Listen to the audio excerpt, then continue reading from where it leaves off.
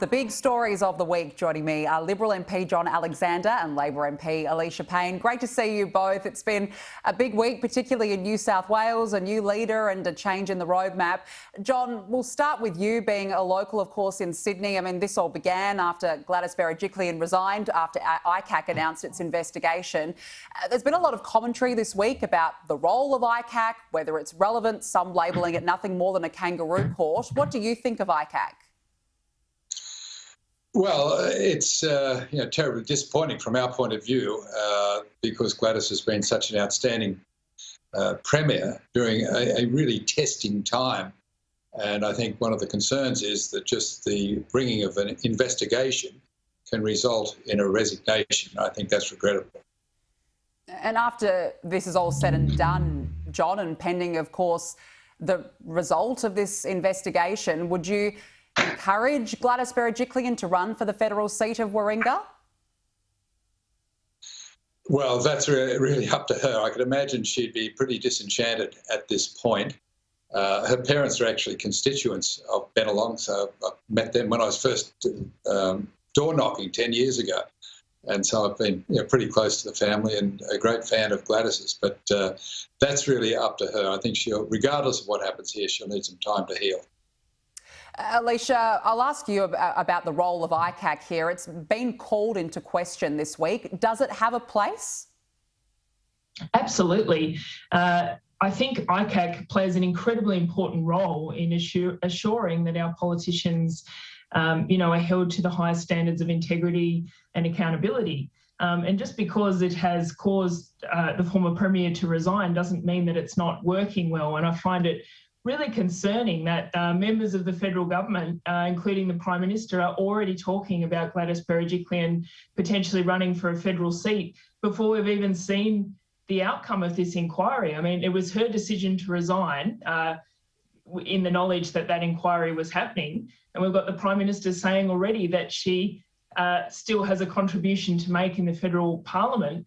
I think that says everything that you need to know about his attitude towards integrity and accountability, and explains exactly why we're still waiting for over 1,000 days for his government to introduce the Federal Integrity Commission that they had announced, and even that in itself was not one that is going to deliver the sorts of integrity and accountability that we need. Alicia, it's been described this week as a kangaroo court. Does it run on the assumption that you're guilty before you are innocent? No, I don't think so. This is an incredibly important independent commission. And that's what we need in the federal sphere as well. And what a Labor government would implement is an integrity commission with teeth that could hold its own hearings, call its own witnesses, and really look into things that require serious investigation. I mean, there are several allegations against members of the current federal government that would be investigated by such a commission, potentially, that are, at the moment are going uninvestigated. Well, let's move on because, of course, this has led to a new Premier in New South Wales, Dominic Perrottet. John, he's certainly moving forward, altering the roadmap already, and reports that he didn't consult with Dr Kerry Chant, the Chief Health Officer, about the changes. Overall, I mean, what does this say about health advice in general?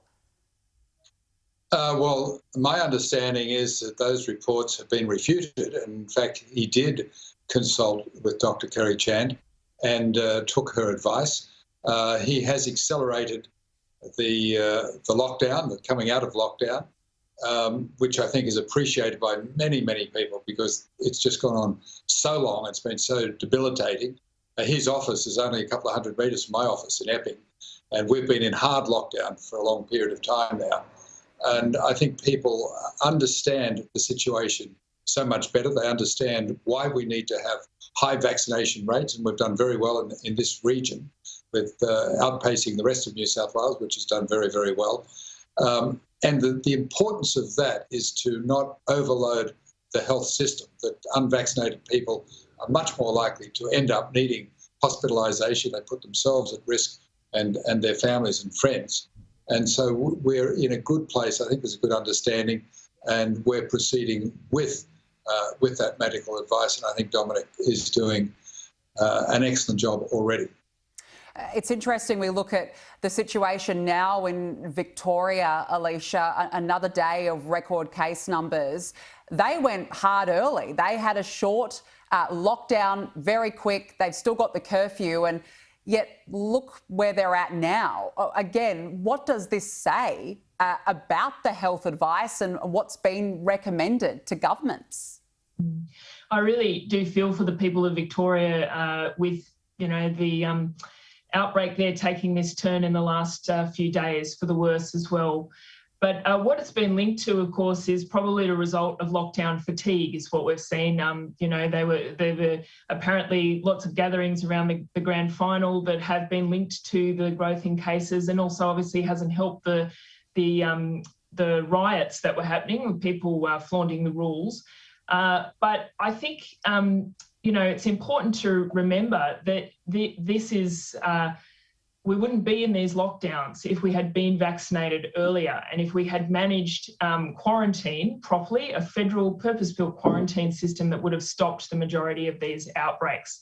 Now, I think this doesn't bring into question the health advice, because the health advice was followed by the Victorian government putting in place that the sharp lockdown early. But what we're seeing now that it's gone on is that people are, becoming fatigued of it. And we can understand that. Lockdown is really hard and we all want to get out of it as soon as possible. But I don't think it questions the actual advice that was given, but the way people are following those rules at the moment, perhaps.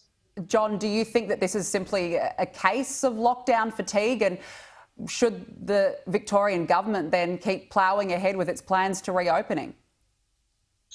Well, if you look at the statistics over the past week or so, it's pretty much where we were in New South Wales 2 or 3 weeks ago, sort of averaging around that 1,500 new cases each day. We're down to around 500 to 600 each day, and fewer presentations to hospital as our vaccination numbers pick up. And I think it's all part of learning to live with this COVID-19 situation, to stay the course of trying to come out of lockdown as soon as possible, as prudently as possible is the right way to go. And I think, there's criticism of government. When you're in government, you're a target. Our Prime Minister's been a target, our Health Minister's been a target, but I think the team, and that includes all of the state premiers and their chief health officers, have done a spectacular job in this time. We have really been tested. It's maybe the greatest test since the Second World War. We were the first country, I believe, to announce it as a pandemic, to shut our gates. And yes, there's been mistakes. There's mistakes always made on a battlefield. But we have done awfully, awfully well. We've minimised the number of deaths to a very, very credible level. The vaccination rates, yes, there's been some stumbles, but wow, have we done well in the last few months. And we probably end up with higher vaccination rates than other comparable countries. I think we're already in front of the United States, and we're pushing Britain, but we're used to beating Britain in all sorts of things. Well, we're certainly a bit ahead now of the US based on today's figures. I just want to ask you both about hospitals and the broader debate about whether hospitals will be able to cope capacity-wise when Australia does reopen. I know Queensland in particular has raised concerns. Alicia, Queensland wants additional funding from the federal government. Should they get it, or have they had enough time to prepare themselves the last 18 months? Now, premiers and states have definitely been doing the heavy lifting throughout this pandemic. And I just want to be clear, it wasn't just Queensland that's asking for this funding. It was a joint letter from health ministers from every single state and territory, Liberal, Labor, everyone, asking the Prime Minister for support to ensure that our health system is ready as we open up for this critical stage in the pandemic, where we open up and we're anticipating higher case numbers and higher numbers of hospitalisations, and they want to know that our health system is ready for that. And I think it is completely unreasonable that the Prime Minister has described this as shakedown politics, coming from him who threatened to cut off the assistance to states if they don't open up, when they're asking for our health system to be ready.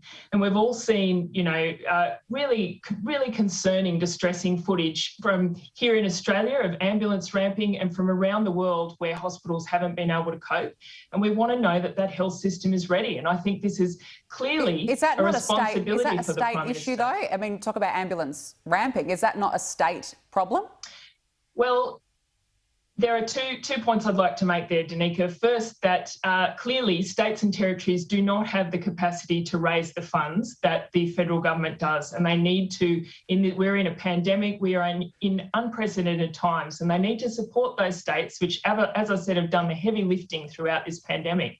But the other important point is that many people are kept out of hospital through primary care responses, such as here in the ACT, we have Hospital in the Home, which is managing many of our COVID patients so that they don't need to go into hospital. Now, that's primary care, which is clearly a federal government responsibility, and it needs to be supported by the federal government at this critical time. All right, John, I'll give you the final word. We are running out of time, but is it up to the federal government to assist now with funding as we move into the next phase of this pandemic? Look, I think of all the players on the field, maybe the most outstanding player has been Greg Hunt, our health minister.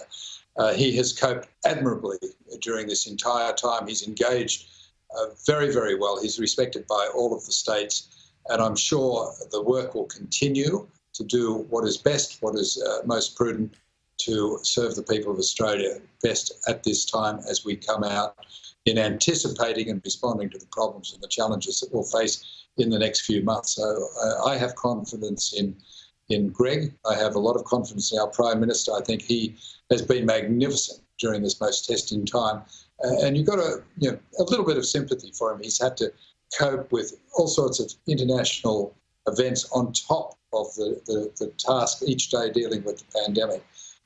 He's to be applauded also. We have to leave it there. I appreciate you both joining me this afternoon on what's certainly been a very busy week, and we'll do it all again next week. Thank you. Thanks, Danica. Thanks, John. Thank you. Well, the United States